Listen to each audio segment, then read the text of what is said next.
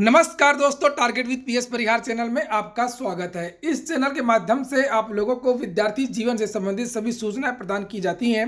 उसी क्रम में आज की इस वीडियो में हम लोग बात करेंगे सबसे पहले लोअर की भर्ती की, और उसके बाद में हम लोग बात करेंगे लोक सेवा आयोग से जारी होने वाले परिणाम की, और उसके बाद में हम लोग बात करेंगे माध्यमिक शिक्षा सेवा चयन बोर्ड की, और अंत में हम लोग बात करेंगे एसएससी से जारी हुई आज एक नोटिस की। तो सबसे पहले हम लोग बात करते हैं लोअर की भर्ती की। बहुत सारे विद्यार्थियों के कमेंट आए, ईमेल्स आई और व्हाट्सएप पे विद्यार्थियों ने पूछा है कि क्या सर लोअर की जो भर्ती है अब उत्तर प्रदेश लोक सेवा आयोग से होगी। चूंकि बहुत सारे ऐसी सूचनाएं मिल रही हैं कि चूंकि अब यूपी ट्रिपल एससी यानी कि उत्तर प्रदेश अधीनस्थ सेवा चयन आयोग में अब पीईटी लागू होने जा रहा है। पीईटी जो होगा वो छोटी नौकरियों के लिए होगा, जैसे ग्राम पंचायत अधिकारी, जूनियर असिस्टेंट, लेखपाल इत्यादि की। तो अब क्या लोअर की भर्ती लोक सेवा आयोग से होने जा रही है? तो मैं आप लोगों को बता दूं कि ऐसा कहीं कुछ भी नहीं है। लोक सेवा आयोग से यह भर्ती नहीं होगी। समूह का की जितनी भी भर्तियां हैं लोअर इत्यादि की 4200 ग्रेड पे से नीचे की सभी भर्तियां अभी भी उत्तर प्रदेश अधीनस्थ सेवा चयन आयोग से ही होंगी। लोक सेवा आयोग से लोअर की भर्ती का अभी कोई भी इस तरीके की नियमावली नहीं है और इस तरीके का बदलाव अभी तक नहीं हुआ है। और आगे क्या होता है वो एक अलग बात है। तो फिलहाल आज की न्यूज़ यही है, पूरी तरीके से जानकारी प्राप्त कर ली गई है और आप लोग कन्फर्म रहें कि जो लोअर की भर्ती है अभी यूपी ट्रिपल एससी से ही है। हालांकि ये होना ये चाहिए कि लोअर की भर्ती को उत्तर प्रदेश लोक सेवा आयोग से होना चाहिए, जिससे समय से भर्ती पूरी हो सके। और हम लोगों ने देखा भी है कि कोरोना काल में लोक सेवा आयोग से लगातार परीक्षाएं और परिणाम जारी होते रहे हैं। अब बात कर लेते हैं उत्तर प्रदेश लोक सेवा आयोग से आने वाले एक नए परिणाम की। परिणाम वही है आप लोगों का पीसीएस 2019। पीसीएस 2019 का जो परिणाम है बहुत जल्द जारी हो जाएगा और 1 या 2 दिन में मैं आपको ऑथेंटिक डेट भी बता दूंगा। इस समय लोक सेवा आयोग में लगातार परिणाम जारी भी किए जा रहे हैं और इस समय सबसे ज़्यादा जो कार्य चल रहा है, जानकारी ये मिली है कि लोअर पीसीएस 2019, तो पीसीएस 2019 का जो परिणाम है वो इसी सप्ताह तक जारी हो सकता है और इसके बारे में मैं एक अलग से वीडियो कल या परसों में बना दूंगा। अब बात कर लेते हैं माध्यमिक शिक्षा सेवा चयन बोर्ड की। माध्यमिक शिक्षा सेवा चयन बोर्ड में आज युवा मंच के बहुत सारे विद्यार्थियों ने प्रदर्शन किया था और मांग रखी थी नए विज्ञापन को लेकर के, और भी बहुत सारी मांगे, जिसके बारे में कुछ जवाब मिला है और एक प्रेस विज्ञप्ति जारी की गई है जिसे आप लोग यहाँ देख सकते हैं। लिखा हुआ है कि युवा मंच के तत्वाधान में प्रतियोगियों ने चयन बोर्ड का किया घेराव। 15 दिसंबर 2020 माध्यमिक शिक्षा सेवा चयन बोर्ड पर युवा मंच के अध्यक्ष अनिल सिंह के नेतृत्व में सैकड़ों की संख्या में प्रतियोगियों ने अपनी विभिन्न मांगों को लेकर के चयन बोर्ड का घेराव किया। प्रतियोगियों के भारी दबाव के कारण अनिल सिंह के नेतृत्व में 5 बजे 5 लोगों का एक प्रतिनिधिमंडल चयन बोर्ड के उप सचिव से मुलाकात की। निम्न बिंदुओं पर सहमति बनी है कि टीजीटी पीजीटी के सभी परिणाम जिनके साक्षात्कार हो चुके हैं वो 16 दिसंबर से लेकर के 30 दिसंबर के बीच में घोषित होंगे। ठीक है। और नंबर 2 पे यहाँ पर लिखा हुआ है कि टीजीटी पीजीटी का विज्ञापन अब 30 दिसंबर तक घोषित होगा।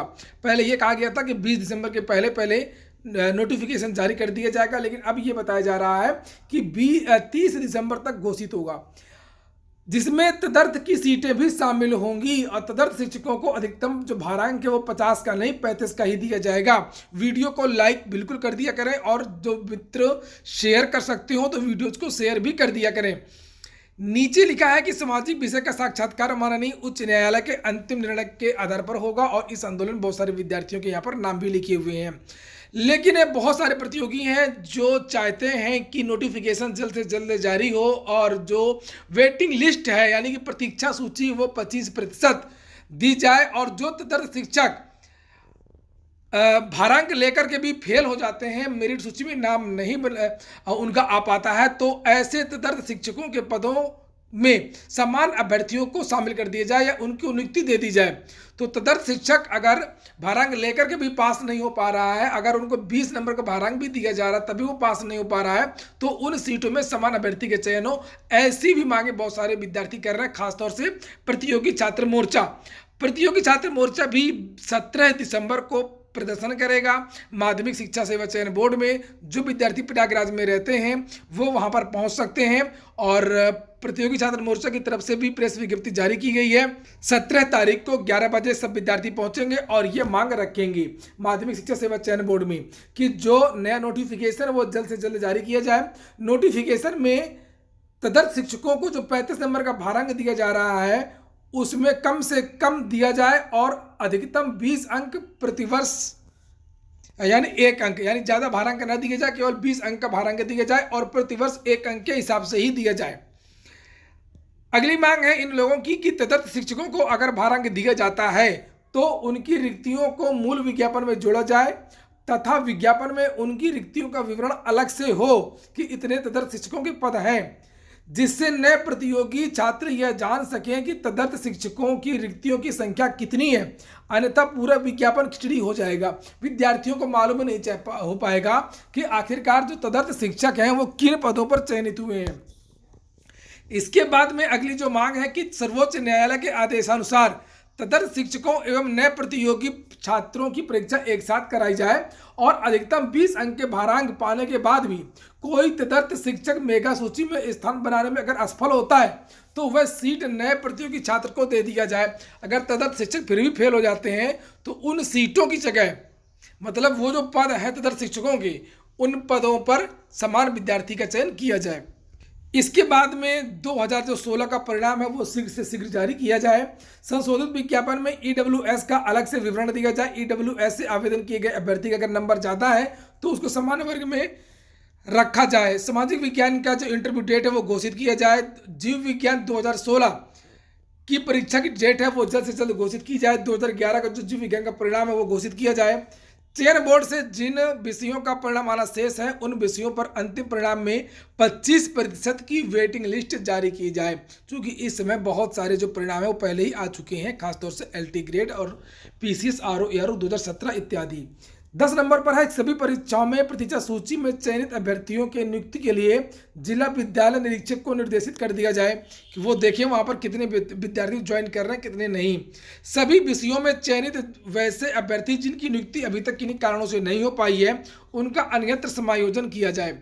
तो ये मांग रखी गई है प्रतियोगी छात्र मोर्चा की तरफ से, विकी खान की तरफ से। और इसके बाद में अब अगली सूचना है एसएससी की।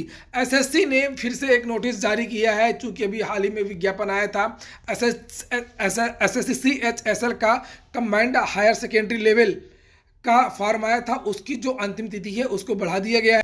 लिखा हुआ है खुशखबरी, एसएससी सीएचएसएल भर्ती के लिए आवेदन की अंतिम तिथि बढ़ी और ये है नई तारीखें। अब जो तारीख है वो अंतिम तिथि 19 दिसंबर हो गई है और 21 दिसंबर तक ऑनलाइन फीस जमा की जा सकती है। नए शेड्यूल के मुताबिक चालान के जरिए फीस जमा करने की अंतिम तिथि अब 24 दिसंबर रखी गई है। तो जो विद्यार्थी एसएससी का आवेदन न कर पाए हो, चूंकि वेबसाइट में बहुत सारी समस्याएं थी, बहुत सारे विद्यार्थी शिकायत कर रहे थे, तो वो अभी भी एसएससी में कंबाइंड हायर सेकेंडरी लेवल की जो भर्ती आई थी उसके लिए आवेदन कर सकते हैं। तो याद रखिए आप लोग 19 दिसंबर लास्ट डेट है और इसकी अप्रैल में परीक्षा होनी है। 12 तारीख से लेकर के 27 अप्रैल के बीच में प्रारंभिक परीक्षा होनी है और इसके बाद में मुख्य परीक्षा होनी है। 10+2 इंटरमीडिएट लेवल का ये फॉर्म होता है। ये हो गया आज का वीडियो अगर आपको अच्छा लगा हो, आपके काम का हो तो लाइक अवश्य कर दिया करें। पूरा वीडियो सुनने के लिए बहुत बहुत धन्यवाद।